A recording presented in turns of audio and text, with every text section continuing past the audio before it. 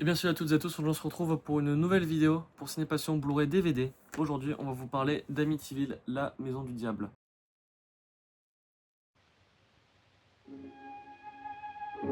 It's the kind of house they don't build anymore. A relic of a time when the world wasn't in such a hurry, when there was still time for a little charm and elegance. It has stood empty for a long while. And at the price, it is a bargain. For a growing young family, it is almost too good to be true. What do you think? I love it.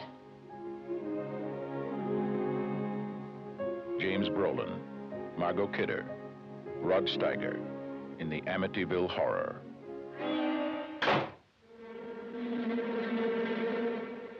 God's peace in this house.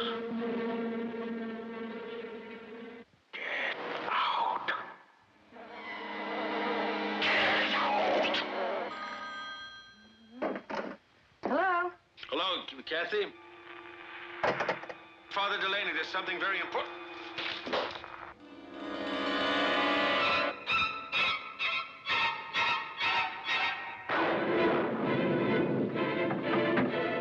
Mommy, I want to go home.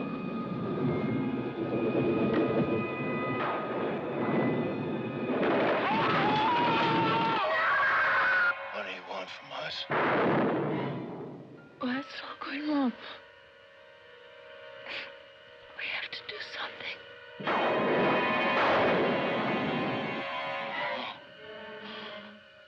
I'm coming apart! Oh, Mother of God, I'm coming apart!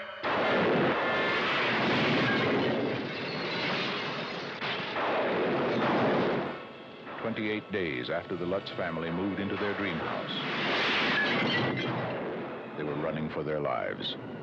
What happened to them is an experience in terror you will never forget, and you will believe in the Amityville Horror.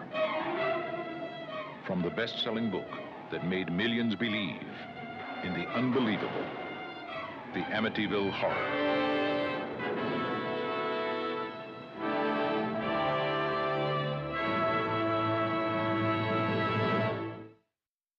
Aujourd'hui, un film d'horreur très connu, du coup, un film de, on va dire, de fantômes très connu des années 70, fin 70, début 80, 79. Ici, du coup, on a l'adaptation du roman de Jay Harrison, du coup, Amityville, la maison du diable. Donc Amityville qui est une saga assez loufoque aussi dans le cinéma d'horreur où on a on va dire quasiment une dizaine de films qui reprennent le couvert d'Amityville, Amityville 3D par exemple, etc. Là du coup on a la version on va dire la plus pure qu'on peut avoir cinématographiquement du film. Un film que j'ai pas forcément besoin de représenter. Hein, on a des séquences qui sont extrêmement connues tirées de ce film. Voilà, on parle de la séquence avec les mouches qui était reprise dans Scary Movie aussi, fatalement. On a toutes ces séquences aussi de possession, etc. Donc qui racontent en fait l'histoire de la famille d'Efeo, en fait d'Efeo du coup qui a commis un meurtre dans le collectif imaginaire, qui a commis un meurtre sur toute sa famille. Et ensuite du coup on a les Lutz qui emménagent dans cette maison-là et qui sont témoins de phénomènes paranormaux. Voilà, donc entre eux du coup cette histoire de meurtre et aussi cette histoire d'ancien cimetière indien qui vient se mélanger, voilà, un folklore en fait tout autour du film.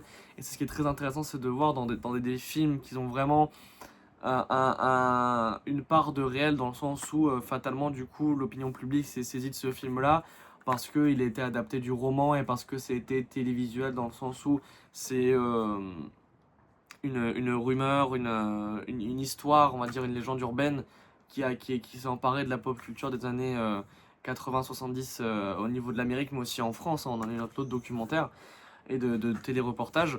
Et ben du coup ce film-là s'inscrit aussi du coup dans cet inconscient collectif et du coup plein de personnes ont plus vu le film que lu le roman d'Harrison, Donson pardon. Du coup ce film-là fait vraiment partie d'un bagage culturel assez fort et c'est pour ça que j'aime beaucoup ce film-là parce que je vous avoue que ce film je l'ai jamais regardé sans savoir du coup le bagage culturel qu'il avait. Je me suis d'abord renseigné, j'ai connu l'histoire, j'ai vu des documentaires, des téléreportages, etc. Puis je me suis plongé dans le film et ça ajoute une plus-value du coup à cette fameuse histoire. Et ça ajoute du coup, entre guillemets, de la crédibilité et aussi de la fiction. Du coup, on peut montrer que tout est part de fiction à travers ce film-là.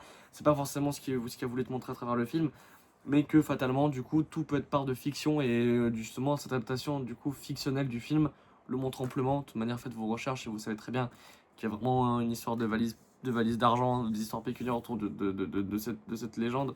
Mais voilà, un film qui marche incroyablement bien. Un de mes films, on va dire, de maison horrifique préférés de cette période-là. Voilà, avec un bon remake aussi qui était sorti, qui était plutôt pas mal quand même. Mais la version originale pour moi reste quand même la meilleure. Donc c'est Amityville et la Maison du Diable. Je vous dis ciao, à très très bientôt.